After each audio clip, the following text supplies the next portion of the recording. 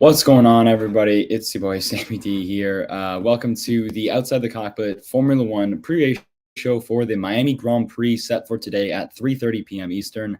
Super exciting. First race in Miami. The track looks, it doesn't look great. It's a great spectacle event, and I think what we've all learned from this weekend is the drivers love it.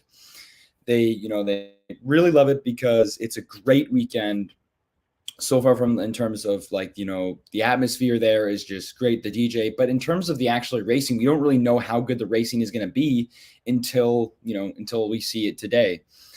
Which you always got to believe. You got to believe going in. You can't have doubts. You can be like, oh, it's gonna be crap, it's gonna be garbage. It's like, no, have a good open mind going into it, and then afterwards, then you can decide how you want to judge it. But before we get too much into the pre-race or too much in the race today, I'm just going to dive into my qualifying thoughts from yesterday. So obviously both Ferraris looked really quick around the Miami International Autodrome circuit. Max Verstappen really has a chance at winning if the reliability of the Red Bull isn't an issue, which I think it could be. With this Miami heat, we saw in Australia as well. Again, he was running well for most of the race, but at a certain point as well, he had issues. Even on practice, he was issuing with his steering and brake failure as well on his rear brakes caught on fire as well. So it's just something to look towards. And even me being like a Verstappen fan, hey, listen, we have to look at this. This could be a potential issue again, like we saw in Australia, we saw in Bahrain, because obviously when they were in Imola, it wasn't too much of a big issue. It was a little lower temperature. They were able to complete the whole race because, again, the conditions were much different there. But again, you're in sunny Miami, Florida, super hot. Valtteri Bottas, a driver to look for. Amazing qualifying performance from the flying Finn, not really a different type of flying Finn, but qualified P5, ahead of both Mercedes drivers, which was great.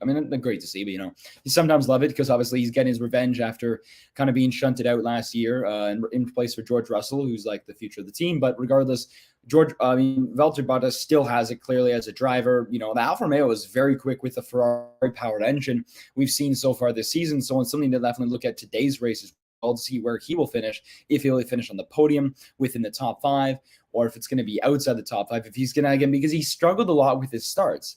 So when you look at that, it's that's going to be a key thing for him, is he's going to have to have a great start if he wants to really complete a good finish in the race as well.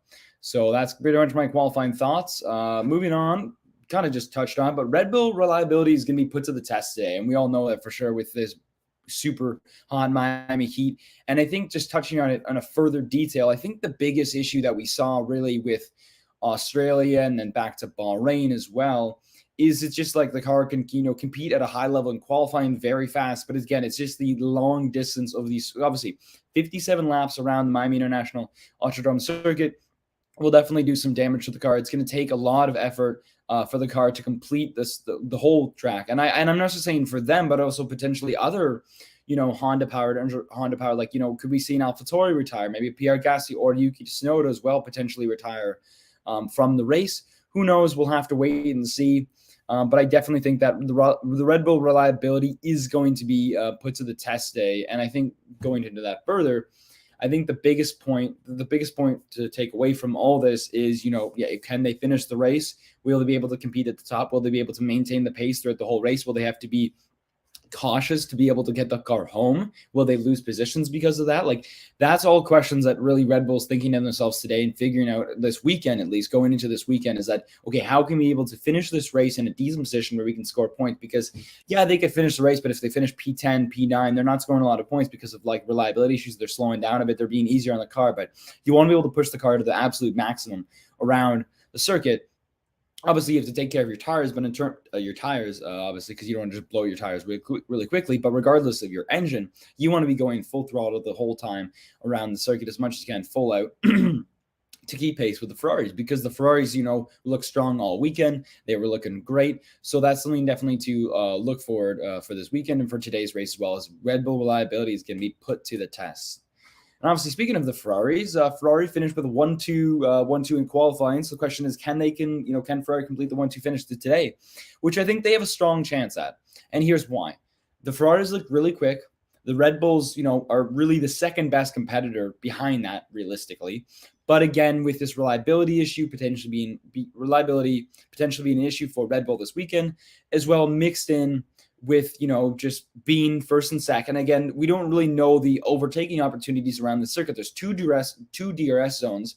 Again, you can go super deep down the back straight. That's going to be, I think, one big overtaking opportunity as well into the last few turns as well, down the back straight. And then also the start finish straight is going to be another really key overtaking opportunity. So I think when we look at that, in comparison, into the point that I'm saying, Ferrari finishing the 1-2 finish and, finishing first and second, I think they have a great shot at it. I think they do. I think, if they were able to manage the tires well, they're, able to get a great start right from the beginning and pull away as much as they can from both Red Bulls, of Max Verstappen and Sergio Perez, George Russell, Valtteri Bottas, around those guys. Just get out, get in front, because we've seen a lot of times where drivers, have great starts for races, finish first and second, or qualify first and second, and then they're just basically out and running. Like we saw it so many times with Lewis Hamilton last year, Max Verstappen, or Lewis Hamilton for like 7 years. He would just get a great race start, and then he would go by like 15, 20 seconds, and then he would just go and dominate the race. So potentially we could see that as well. But with that as well, we have to talk about, of course, race strategies, because strategy is key in terms of this race. And I think looking at the different race strategies, for sure, it's going to definitely be a two-stop to three-stop strategy for most teams, especially with this high heat that we're going to be facing, that the drivers and the teams are going to be facing in Miami, where, it's going to be super warm, super hot. So in that terms, it's like, okay, you're going to be running the soft or the medium tires for a short amount of time. And then potentially we'll probably see some drivers experiment with the hard tires as well. Potentially we could see that. I don't know how many teams will be going for that, obviously, because the hard tire is the slowest around a street circuit. It's very fast, very narrow and very fast. So I think a lot of teams will be sticking to between the soft tires and the medium tires, most likely. Potentially as well, there's been the talk of rain, off and on. Obviously, there was rain earlier today in Miami this morning. It rained for a little bit, didn't wreck the track too much, and obviously potentially in the afternoon as well. There could be some spurts of rain here and there throughout the afternoon, which should make for an interesting race as well, because obviously there hasn't been too many times where we've been racing on a street circuit where it's been raining, obviously. At least from my knowledge, like watching F1, most of the times that it is raining, it's usually on a regular road course, like a full-on circuit, with like not really just built there for the weekend. So that's potentially as well going to be affecting race strategies for teams. Realistically, for like, let's say, for example, breaking down by team, Ferrari, you're out in front. Let's say, for example, you're 1 and 2, you're running first and second. Yeah, you're most likely going to go for the overcut. You're going to stay out. Potentially Red Bull is going to go for the undercut, right? They're going to pit under you, pit before you, and then try to come out a little bit there, and then try to basically be on fresher tires a little bit quicker, and then try to catch you from there, which they might consider doing as well. I think realistically, Red Bull, the undercuts can be strong. For Ferrari, staying out a little bit longer, potentially riding on medium tires, just getting out, getting a good lead, and then from there you can pit, and then you can kind of maintain your position as well. Because we've seen a lot of times where drivers are able to build up a massive lead, and then from there they can just stay out in front. They can build a lead and then pit when they want to, and then still retain their lead as well. So potentially we could see that with Charles Leclerc. Or potentially Carlos Sainz, whoever ends up being in front after turn 1, which will be definitely another interesting thing, point to look at as well. But that's pretty much it for race strategies. That's all I really have. 2-stop strategies, most likely 2 to 3 stop strategies. Most teams will probably be starting on the softs, but a few teams might decide to go on the mediums to stay out there a little bit longer. I think the only really driver that can stay out longer is probably Alex Albon. He could probably go on the mediums for all 57 laps. And not be able to pit, or pit on the last lap and then still, maybe finish P10 or finish P9. Who knows? We'll have to see. He did dye his hair again as well, and I think there was some superstition behind that.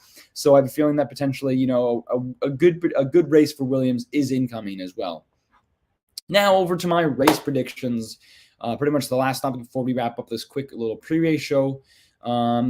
Realistically, for me, I think Charles Leclerc and Carlos Sainz going to be finishing first. first for Charles Leclerc, but I think Max Verstappen is just gonna sneak in there, take second place, split up the two Ferraris, and I think he'll be able to jump Carlos Sainz, because obviously Carlos Sainz, one of the things that he's been really struggling, as well as Valtteri Bottas, similar to Valtteri Bottas, like we mentioned earlier, is the race starts. Obviously, struggling to get out of the gate on a good race start. Max Verstappen, again, it's not the greatest with it, but Charles Leclerc clearly the best out of all the drivers. So with that, I think that's something we can look forward as well, where you're like, okay, are the drivers can Carlos Sainz get a good enough start to maintain second place, or will Max Verstappen jump him at the start? And I have a feeling that will be happening. And then realistically, Max Verstappen's going to come home second place, Charles Leclerc first, Carlos Sainz third, Sergio Perez fourth, and then I have George Russell finishing fifth as well over Valtteri Bottas. I think that, as much as I want to say Valtteri Bottas is going to try to put in a good race, and it's just the race starts for him has always struggled, and it's just the pace overall is the car. Like the qualifying pace is there versus the Mercedes, and the race pace is similar to Mercedes. But I just think that he just struggles with his starts, and I think it's going to cost him again in Miami, where George Russell might be able to get not George Russell. Lewis Hamilton probably will be finishing.